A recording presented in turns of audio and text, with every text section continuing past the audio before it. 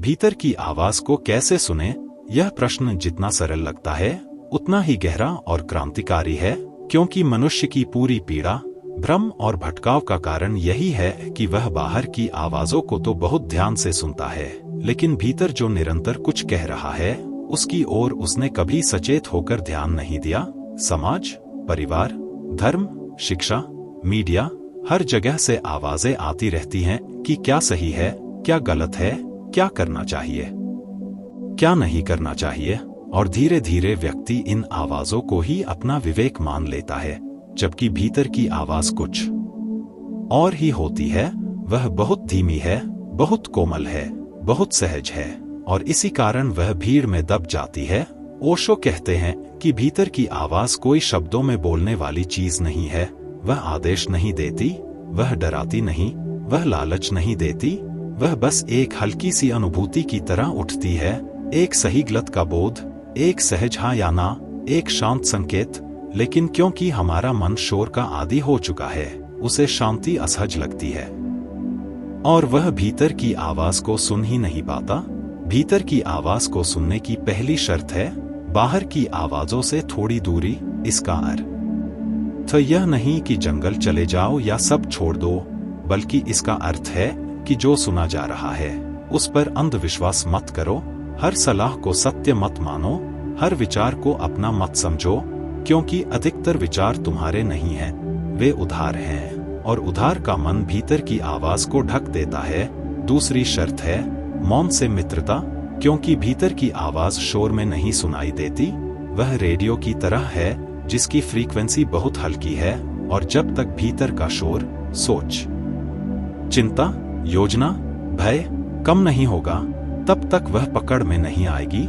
इसलिए ध्यान कोई तकनीक नहीं, बल्कि एक वातावरण है जहां भीतर की आवाज को सुनने की संभावना बनती है।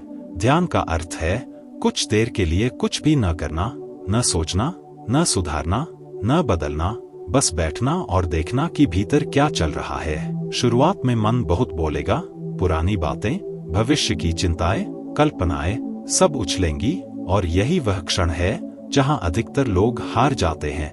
वे कहते हैं मेरे लिए ध्यान नहीं है, लेकिन वास्तव में वही क्षण ध्यान का द्वार है, क्योंकि जब तुम बिना जुड़े, बिना प्रतिक्रिया दिए केवल साक्षी बने रहते हो, तब धीरे धीरे विचार अपनी ओर जा खो देते हैं, और जैसे जैसे विचार शांत होते हैं, भीतर एक खाली जगह बनती है, और उसी खाली जगह में भीतर की आवाज पहली बार साफ सुनाई देती है। तीसरी शर्त है ईमानदारी, क्योंकि भीतर की आवाज कभी तुम्हारे अहंकार को खुश नहीं करती, वह तुम्हें महान बनने का सपना नहीं दिखाती, वह तुम्हें विशेष नहीं बताती, वह अक्सर वही कहती है जो तुम्हें कठिन लगता है। सच बोलो, छोड़ दो, रुक जाओ, यह तुम्हारा मार्ग नहीं है। और क्योंकि यह अहंकार के खिलाफ जाती है, मन तुरंत कोई तर्क खड़ा कर देता है और भीतर की आवाज को डर, कमजोरी या भ्रम कहकर नकार देता है। इसलिए भीतर की आवाज सुनने के लिए साहस चाहिए, क्योंकि उसे सुनना जीवन की दिशा बदल सकता है। चौथी शर्त है समय, क्योंकि भीतर की आवाज तुरंत आदेश नहीं देती, वह जल्दी में नहीं होती, वह धैर्य की भाषा बोलती है। इसलिए जो व्यक्ति हमेशा जल्दी में रहता है, निर्णयों में जल्दबाजी करता है, वह भीतर की आवाज से कट जाता है। भीतर की आवाज भविष्य की चिंता नहीं करती, वह वर्तमान में बोलती है। इसलिए जो व्यक्ति वर्तमान में रहना सीखता है, चलते समय चलना, खाते समय खाना, सुनते समय सुनना, उसके भीतर की आवाज धीरे धीरे स्पष्ट होने लगती है। पांचवी शर्त है भावनाओं को दबाना नहीं, देखना, क्योंकि भीतर की आवाज भावनाओं के नीचे छुपी होती है, और हम या तो भावनाओं में बह जाते हैं या उन्हें दबा देते हैं। दोनों ही स्थितियों में भीतर की आवाज नहीं सुनाई देती, लेकिन जब तुम क्रोध, दुख, भय को बिना नाम दिए, बिना कहानी बनाए, केवल एक ऊर्जा की तरह देखते हो, तो भावनाएं शुद्ध होती हैं और उनके पार एक गहरी स्पष्टता उभरती है। वही भीतर की आवाज है। ओशो कहते हैं कि भीतर की आवाज कोई रहस्यमय चीज नहीं, वह तुम्हारा स्वभाव है। जैसे बीज में वृक्ष की दिशा पहले से तय होती है, वैसे ही तुम्हारे भीतर तुम्हारे जीवन की दिशा छुपी है। लेकिन समाज ने तुम्हें किसी और दिशा में मोड़ दिया है।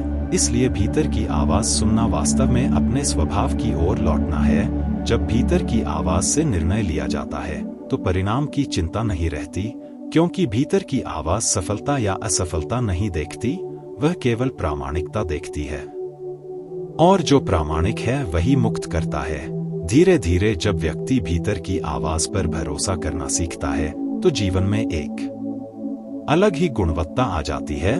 कम संघर्ष, कम पछतावा, कम द्वंद्व, क्योंकि अब निर्णय बाहर से नहीं भीतर से आ रहे हैं। और भीतर से आया हुआ निर्णय चाहे कठिन हो, लेकिन वह बोझ नहीं बनता, वह शक्ति बनता है। भीतर की आवाज सुनने का अंतिम रहस्य है अपने अकेलेपन से भागना बंद करना, क्योंकि भीतर की आवाज अकेलेपन में सुनाई देती है और आधुनिक मनुष्य अकेलेपन से डरता है। वह मोबाइल, संगीत, बातचीत, सोशल मीडिया से खुद को घेर लेता है ताकि भीतर कुछ सुनाई न दे। लेकिन जब कोई व्यक्ति साहस करके कुछ समय अकेला बैठता है, बिना मनोरंजन, बिना उद्देश्य, तो शुरुआत में बेचैनी होती है, लेकिन उसी बेचैनी के पार एक गहरी मित्रता जन्म लेती है स्वयं के साथ। और उसी मित्रता से भीतर की आवाज स्पष्ट होती है। अंततः भीतर की आवाज सुनना कोई तकनीक नहीं, बल्कि एक जीवन शैली है। धीमी, सचेत, मौन प्रेमी, ईमानदार। और जो व्यक्ति इस मार्ग पर चलता है वह धीरे धीरे पाता है कि उसे किसी गुरु, किसी ग्रंथ, किसी सिद्धांत पर निर्भर रहने की आवश्यकता कम होती जा रही है, क्योंकि अब उसका सबसे बड़ा मार्गदर्शक उसके भीतर जाग चुका है।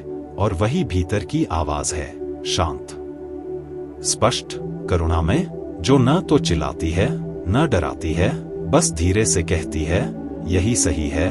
और जब यह आवाज सुनाई देने लगती है तब जीवन बोझ नहीं रहता, वह एक सहज प्रवाह बन जाता है।